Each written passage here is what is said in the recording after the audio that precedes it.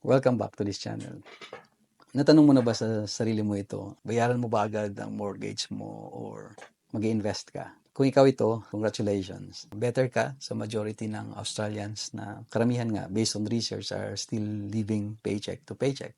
Karamihan din daw sa mga Australiano ay walang 3,000 sa kanilang account. At ikaw, na nanonood nito, ay merong extra na nag-iisip kung ibabayad mo kaya sa mortgage or i-invest, no? So, well done. So, yun ang topic natin ngayon. Ang title ng video na ito ay, Do you have to pay your mortgage early or invest, no? So, ako si Rom, a licensed financial advisor, accountant, and tax agent dito sa Australia. Para sagutin ang tanong na yan, hindi natin ma-avoid na we use calculator, no? Medyo technical ng konti because we use interest rate, investment return, di ba? Ano? Kailangan nating yan, gamitin. Ang ginamit kong tools is yung Commonwealth Bank mortgage calculator, mortgage na portion, and then yung Money Smart investment calculator sa compound interest. Ikukumpara natin ngayon ang dalawang pamilya na merong 600,000 na loan. LVR is 90%, no? So, sa Commonwealth Bank is 7.74% ang interest rate niyan ngayon, no? June 2024. Chinek ko sa website nila ito, ano? And then 30 years ang term. Yan ang sitwasyon ng dalawang pamilya. At ang dalawang pamilyang ito ay merong extra 1,000 a fortnight or 2,000 a month, no, na extra after yung sa inkita nila, after yung living expenses, provide na kanilang mga living expenses. So, may natitira sa kanila, ano. So, well done nga, di ba, no? So, nagtatanong ang pang dalawang pamilyang ito kung ano ang mas maganda. So, pag-usapan natin ang isang pamilya. Pangalanan natin siyang pamilya ni Juan, ano. Ayaw mag-take ng risk. Gusto nila is very straightforward na strategy lang. Meron kaming 600,000 na utang. Ang repayment dyan is 1,982 a fortnight. At based on our calculation, kung yun lang ang babayaran nila in 30 years, ang total na babayaran is 1,543,287. Tumaas, no? So, ang interest dyan is 943,287. Kaya, mayayaman itong mga bangkong ito, ano? So, ang pamilya ni Juan, nanghiram ng 600,000, 1.5 million ang kanilang babayad, no, after 30 years. So, anyway, meron naman silang extrang 1,000 a fortnight or 2,000 a month, Rom. Ano, sabi nila sa akin, is bayaran na lang namin ang mortgage ng mas maga. Instead of paying 1,982, ang babayaran nila is 2,982 a fortnight. Very straightforward na strategy. And you will be surprised, no, in 12 years, fully paid ang kanilang bahay. At nakatipid sila ng interest na 629,297. So, ang pamilya ni Juan, after 12 years, sa 600,000 na utang, na fully paid, yung bahay nila is maring lumaki na ang value, ano. So, i-assume natin na naging 1 million na ang kanilang bahay, no. Nakatira sila sa 1 million na bahay na fully paid. Ito naman yung isang pamilya ni Pedro. Nag-iisip ng magandang strategy kasi na realize nila, no, na kung ibabayad lang natin sa mortgage, maring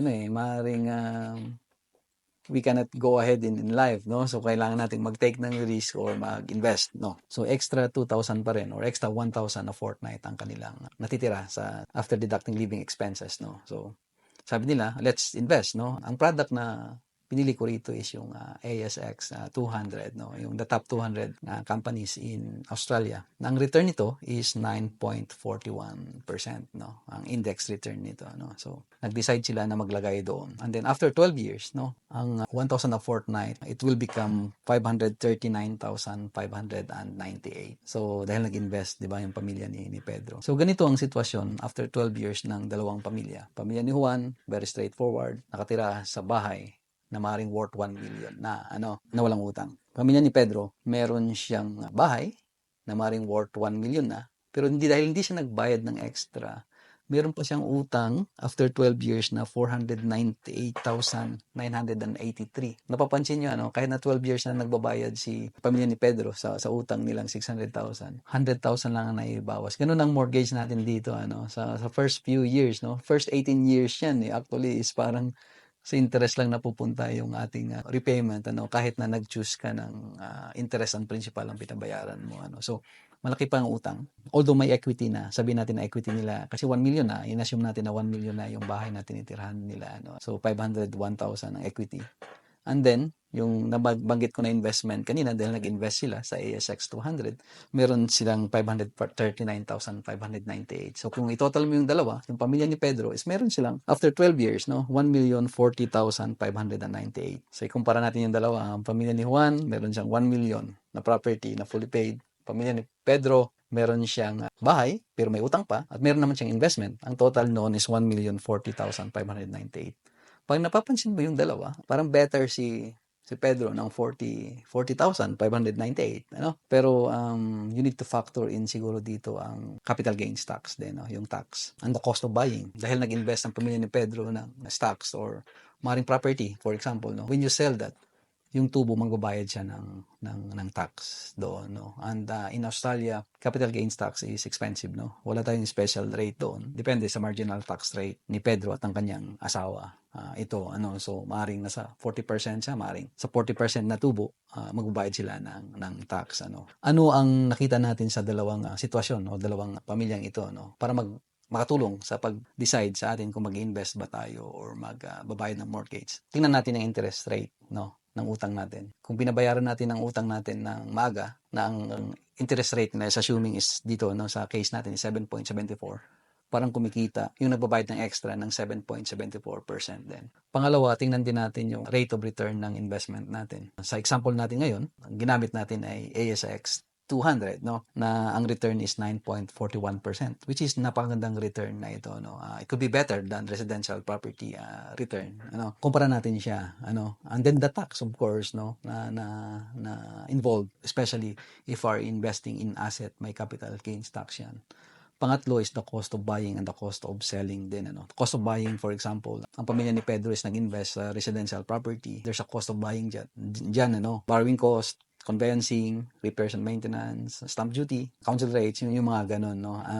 I-factor in nyo. And then, yung pang-apat siguro is yung length ng stay mo sa investment market, no. So, gaano katagal na i-hold mo yung investment, 'di ba? No? Kasi ang return na binanggit ko kanina, kahit na ASX 200, 9.41% average, it's not a straight line na 9.41 every year. May mga years diyan na mas mataas diyan at may mga year diyan na maring negative ang return, ano. So, kung ako ang tatanungin o kung magsi-share ako ng strategy sa inyo ngayon, ano, this is not a financial advice, no. So, you have to speak to your financial advisor. Sinishare ko lang yung strategy ng pamilya namin, no. Heavily papakita ko dito sa video, no, yung ginagawa, yung bank account namin, no, na we are heavily paying our mortgage now instead of investing, no. Ang reason dyan is of course the interest rate, no, 7% na interest rate or 6%, that will be a return na kaagad, and I believe na yung return na is napakaganda na dahil yun ang nasisave ko eh. Bakit yun din ang ginagawa naming strategy is maaaring dahil nga sa length of stay namin sa workforce, we are planning to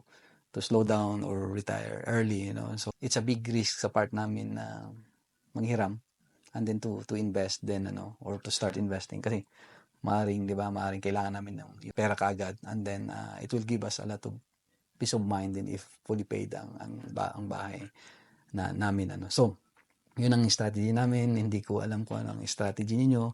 Ang importante siguro sa nanonood ka ngayon, no, tayo, no, ang importante is meron tayong extra ngayon, 'di ba, ano, na pambayad sa mortgage or pang-invest man, ano. So kung may natutunan ka sa video na ito, few seconds of your time, no, if you can hit like, ma-notify ka next week sa paglabas ng video ko ulit, is you subscribe, no, and click that notification bell, ano. And then kung may kamag-anak ka naman, kakilala or kaibigan na maaaring mapagsiran ng information na ito, is i-share mo ang video na ito sa kanya. So kita-kits ulit tayo next week. Goodbye.